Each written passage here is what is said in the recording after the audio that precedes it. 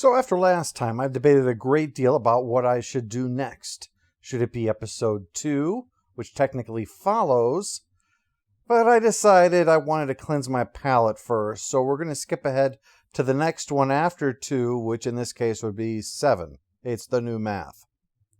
As the exhausted lower deckers turn in, Tendi shows up with her science project. A dog.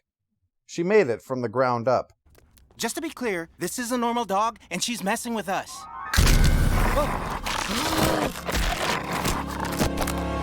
Tendi doesn't need to do practical jokes. Her intentional behavior fills that need just fine.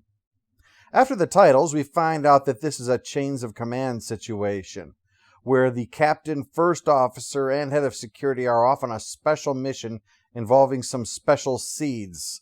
Well, isn't that special? It's going to naturally demand peak physical training and black outfits. This means that someone else will temporarily be captain of the ship, giving mariners something entirely new to gripe about.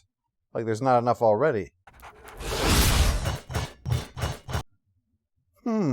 Must be a boxer. Boimler is pleased for the chance to kiss a fresh set of ass cheeks and stops to see Rutherford, who's experimenting with a way to speed up the transporter. It's mostly good. It's just... Oh man, I thought I solved this! What? Side effects may include headache, nausea, dry mouth, and becoming a ghost. Meanwhile, Captain Ramsay and her entourage have arrived, except she actually knows Mariner. The two are at the academy together, and were good friends. Captain Ramsay speaks fondly of your time at the Academy. Oh boy, what'd she tell you? That when it comes to boots on the ground planetary action, you're the best. And you look damn good doing it. Curious that you're still an ensign. Isn't it, though? Her first official order is for Boimler to get his phased ass down to sickbay to get sorted out. Although this isn't anything that they can really treat. It's not like they got a hypospray that can cure not being phased in with reality. Although I wouldn't put it past our doctor to try a suppository. Rutherford can at least stop the endless chime noise, but not actually being out of phase, so this is a job for Division 14, who are in charge of screw-ups like this. That's also where the dog is going. Apparently, as a bastard creation of science, it really shouldn't be on this ship. I mean, yeah, I gotta go along with that. God knows what this thing pees after all. Probably just melts stuff like xenomorph blood. And we're really missing out. Dogs are great! I rest my case. Meanwhile, Mariner is screwing around with Ramsay, until naturally it leads to an offer to be her first officer, at least while she's on the Cerritos. I mean, you'd have to be crazy to not want that opportunity, right? Anyway, today's story is that of a crazy woman.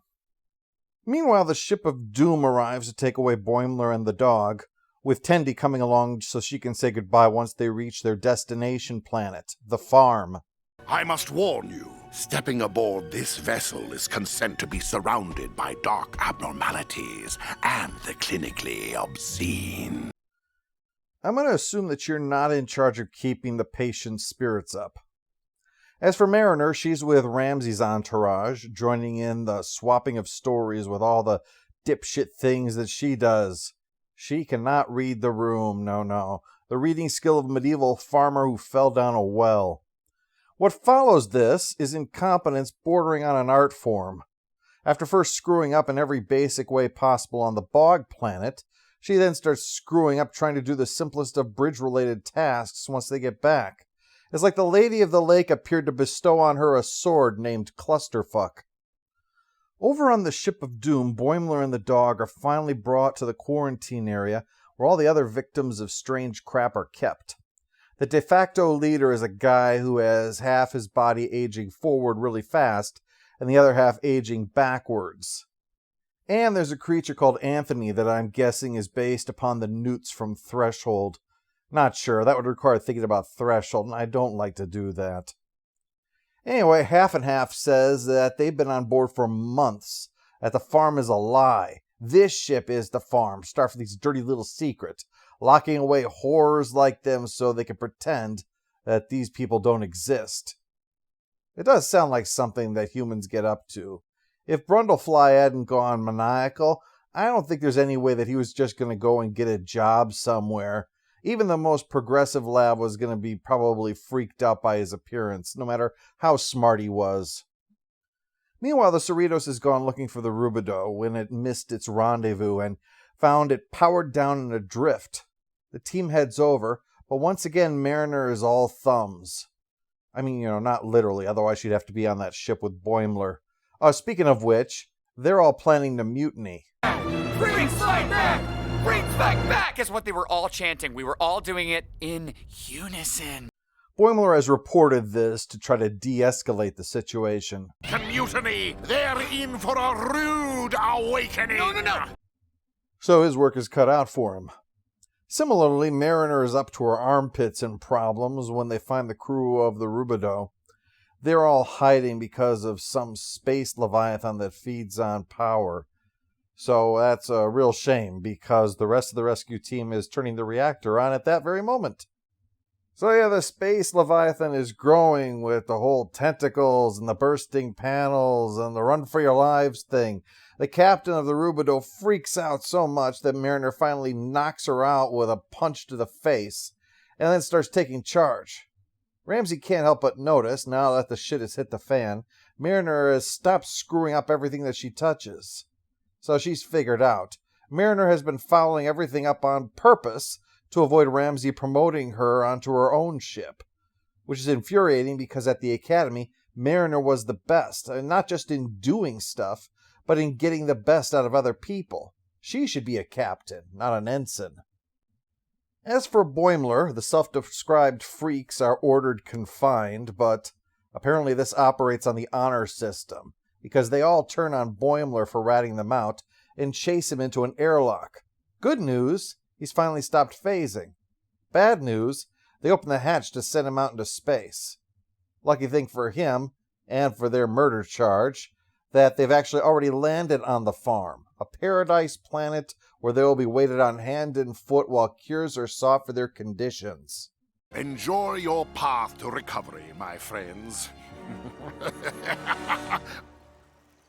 Oh, look, it's just the way I laugh. Well, poor Boimler doesn't get to stay now that he's all better, but Tendi gets to say goodbye to the dog. Well, the dog, then I guess this is goodbye. Farewell, Tendi. May the suns shine upon you. As for the ship being consumed by the Tentathulu, Rutherford has to use his superfast transporter to save everybody in the nick of time. And a heart-to-heart between Mariner and Ramsay allows us to close out the episode, but we won't discuss that just yet. We'll just call that the end. Easter eggs for you this time. Jennifer Hale, a.k.a. Femship, voices the Vulcan and the dog in this outing. And Fred Tatasciore, who normally plays Security Chief Strax, plays the Division 14 officer. Notable because he also played Femship's nemesis in the original Mass Effect as Saren. The guy that he plays there, the Division 14 guy, is a callback to Arax from the original animated series. You know, the six-limbed alien who replaced Chekhov and looked kind of like a donkey. Much Ado About Boimler is a return to form for Lower Decks, a fun little story where it's allowed to be its own thing and not be Rick and Morty. Yes, it was weird at times, but it was its own form of weird, setting itself in Star Trek while also being different from the rest of Star Trek. As for Mariner, we're going to use what we've heard in this episode to read into what happens in our next review, Episode 2 of Lower Decks.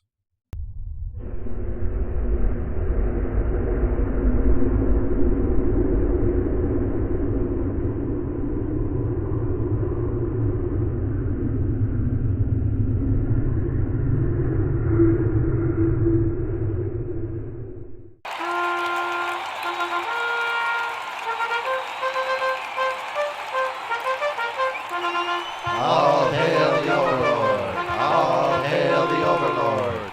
Ensign, report to sickbay. That's for sick people! Now!